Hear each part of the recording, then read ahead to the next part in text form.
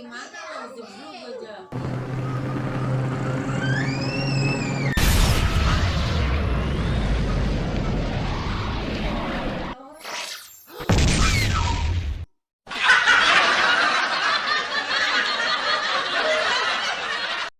guys, kembali lagi bersama gue di Randy Maulana, dan kali ini kita akan kembali membahas tentang alur cerita game lagi teman-teman. So di video kali ini gue akan membahas sedikit tentang alur cerita game mobile Evil Nun. Game ini sebenarnya udah keluar ya dari tahun 2018 lalu. Cuman waktu itu gamenya belum komplit dan mengeluarkan update chapter berikutnya guys. Jadi dia nyicil gitu ngeluarin chapternya. Dan menurut saya sekarang sudah komplit ya teman-teman, dan bisa saya beri kesimpulannya guys. Menurut pengamatan gue sih kayaknya ini tuh terinspirasi dari kisah dunia nyata tentang seorang anak yang disangka anak setan. Oke, seperti biasa sebelum lanjut jangan lupa untuk klik subscribe, like, dan tekan lonceng yang teman-teman, agar gue lebih semangat lagi untuk membuat konten yang selanjutnya. Baiklah, biar gak kelamaan langsung aja kita mulai pembahasannya. Let's go. Kejadiannya terjadi di sebuah kota terpencil di negara Inggris. Pada suatu malam di saat musim dingin, sang biarawati pun menemukan ada seorang anak bayi. Pas dicek ternyata anak itu adalah anak perempuan. Dan tepat di lengannya itu ada gambar salib, tapi terbalik. Para biarawati pun sempat kaget. Mereka mengira kalau anak perempuan itu adalah anak iblis. Mereka pun biarawati itu mencoba ingin membunuhnya, tapi ketahuan oleh kepala biara. Sang kepala biara pun menutupi tanda salib itu dan merawat anak itu dengan sepenuh hati. Sang kepala biara pun masih berpositif thinking kalau anak perempuan itu hanya kebetulan saja mempunyai tanda lahir seperti itu. Beberapa tahun kemudian anak itu pun tumbuh berumur 5 tahun dan diberi nama Sister Madeline. Di suatu malam seorang nun pun masuk ke ruangan anak itu, tapi yang dia lihat itu sangat menyeramkan. Anak itu pun menempel di langit-langit kamar dan menatap si nun tersebut tanpa ngomong sedikit pun. Melihat hal itu, si nun itu pun langsung kabur dan berlari melapor ke kepala biara tentang kejadian itu. Ternyata hal aneh itu tidak terjadi sekali doang guys. Kepala biara sudah menerima banyak laporan tentang kejadian aneh kepada anak itu. Sang kepala biara pun harus bertindak karena anak itu membuat para takut nun yang ada di biara. Akhirnya seorang biarawan pun nekat tanpa persetujuan dari kepala biara untuk membuang anak itu dan dibiarkan mati. Tapi pada saat sang biarawan masuk ke kamar itu, si anaknya itu menghilang guys. Dan beberapa hari kemudian anak itu pun ditemukan sedang berada di taman, tapi dia tidak berbicara sedikit pun. Para biarawan pun semuanya sepakat ingin membawa pergi anak perempuan itu, tapi kepala biara berpesan kalau jangan membunuh anak itu. Sang kepala biara pun masih percaya kalau anak ini bukanlah anak iblis, justru anak ini adalah anak yang suci titipan Tuhan. Akhirnya para biarawan pun mengajaknya untuk pergi ke desa di dekat pemukiman. Ada satu keluarga yang sangat taat beragama mau menerima anak itu sebagai anak angkat mereka. Anak itu pun tumbuh layaknya anak normal dan tidak ada keanehan selagi dia tinggal bersama keluarga itu. Meskipun begitu, kehidupan di sekolahnya pun tidak merasa baik. Ia pun selalu dibully karena anaknya itu pendiam. Mulai dari situ dia pun mulai membenci anak-anak.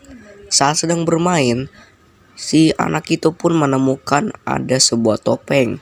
Dan katanya topeng itu memiliki kekuatan yang sangat ajaib. Begitu dia bercerita kepada orang tuanya. Orang tuanya pun masih membiarkan dia memainkan topeng itu. Pada saat menginjak 15 tahun dia pun mempunyai mimpi tentang biara yang dulu dia tinggal bersama para nun. Di situ memori tentang perlakuan jahat teringat lagi oleh dirinya. Lalu kebencian kepada biara dan para nan semakin menumpuk. Hingga pada umur 20 tahun dia tidak mau berdoa lagi. Dan dia pun mulai bertengkar dengan orang tua angkatnya yang sangat taat beragama. Orang tuanya pun meminta ia untuk pergi ke gereja dan melakukan pengakuan dosa. Lalu saat ingin pengakuan dosa, sebuah hal aneh pun terjadi. Sifat jahatnya makin nampak karena dia telah dirasuki oleh iblis. Lalu dia pulang dan bertengkar lagi dengan orang tua angkatnya. Dirinya bilang kalau aku tidak percaya lagi dengan Tuhan. Orang tuanya pun sangat marah. Kemudian akan mengunci si anak itu pun di ruangan yang sangat gelap. Sampai dia mau minta maaf, tobat, dan mau berdoa lagi. Orang tuanya juga menghancurkan topeng yang ia punya. Anak itu pun kabur dari rumah. Dan dia sangat sedih karena dia tidak punya siapa-siapa lagi. Akhirnya rasa itu pun berubah menjadi amarah. Dan dia ingin membalas dendam ke para nan yang sudah membuangnya dahulu. Sampai suatu ketika, anak itu pun masuk ke dalam biara dengan berpura-pura menjadi nan. Lalu pada malam harinya dia pun langsung mengeluarkan palu yang sudah ia bawa.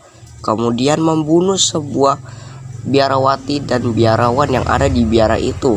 Tapi kepala biara masih dibiarkan tetap hidup karena cuma dia satu-satunya orang yang sayang dengan dirinya. Akhirnya kepala biara pun bunuh diri dengan meninggalkan sebuah catatan yang bertuliskan kalau anak itu pantas mendapatkan dendamnya. Pembalasan dendamnya belum terpuaskan. Akhirnya dia pun pergi ke sekolah juga, lalu membunuh sebuah guru yang ada di situ, lalu kemudian menyiksa anak-anak murid yang ada di situ juga. Lalu anak-anak itu juga dikasih topeng sebagai hukuman. Semenjak itu dia pun mulai menempati sekolah itu dan mulai menyembah iblis. Lalu kan di sini kan selain Evil Nun yaitu Sister Madeline, ada juga si Sister Enda atau sebut aja sebagai Good Nun yang menjadi asisten dari si Evil Nun. Nah, jadi ceritanya si Sister Enda ini atau si Good Nun ini, dia adalah seorang biarawati yang menjadi laundry guys di sekolahan itu. Dia tugasnya tuh mencuci pakaian anak-anak, mengantar jemput anak murid, pokoknya dia melayani kebutuhan sekolah gitu deh. Suatu ketika si Sister Enda ingin ke sekolah, cuman pas dia udah sampai ke sekolah, semua pintunya dia terkunci. Dia pun bingung. Akhirnya karena udah terbiasa di sekolah ini, akhirnya Sister Enda mengecek ke ruangan dalam yang sangat rahasia. Ketika ia mengintip lewat pintu rahasia, dia kaget. Ternyata banyak anak-anak yang disekap. Pas dia mau menyelamatkan anak itu, dia dihajar pakai palu sama Evil Nun. Si Good Nun ini memohon agar dirinya itu tidak dibunuh karena dia punya keluarga dan juga anak. Akhirnya si Evil Nun ini meminta si Good Nun untuk bekerja sama. Sebagai gantinya, Sister Enda harus membawa anak-anak ke sini. Kalau tidak, keluarganya si Enda akan dibunuh sama Evil Nun. Mau gimana lagi? Sister Enda mau tidak mau harus menjalani kemauan si Evil Nun dan bekerja sama. Tapi kok kalau kita ketemu si Sister Endanya yang malah kabur. Nah, jadi menurut gua sih dia seperti itu karena akan takut akan aib. Udah kesalahan dia membawa anak-anak ke Sister Madeline atau si Evil Nun. Dia juga takut kalau anak-anak itu juga membalas dendam ke dirinya. Makanya dia kabur kalau ketemu sama kita. Ini kebalikan ya. Kalau kita ketemu Evil Nun kan kitanya yang kabur. Di game ini kita berperan sebagai anak kecil yang tidak sengaja memasuki sekolahan itu. Dan sekarang dia harus mencari jalan keluar. Kita juga harus menyelamatkan anak-anak yang masih disekap. Setahu saya ada 3 ending ya. Yang pertama yaitu keluar dengan menggunakan kunci lewat pintu depan.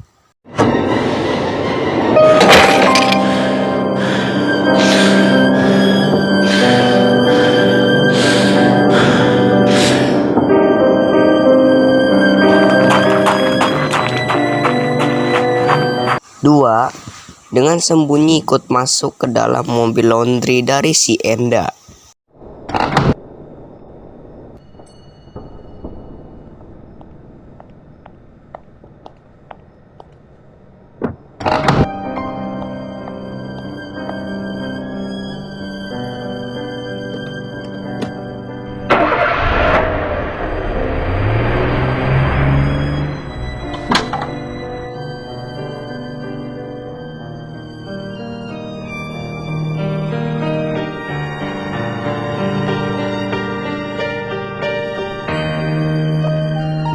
3.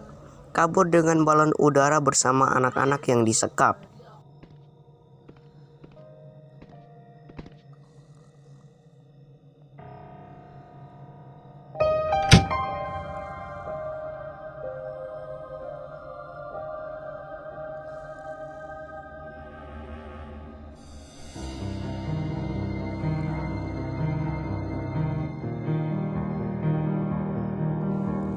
Oke teman-teman, mungkin itulah kisah dari game Evil Nun menurut gua.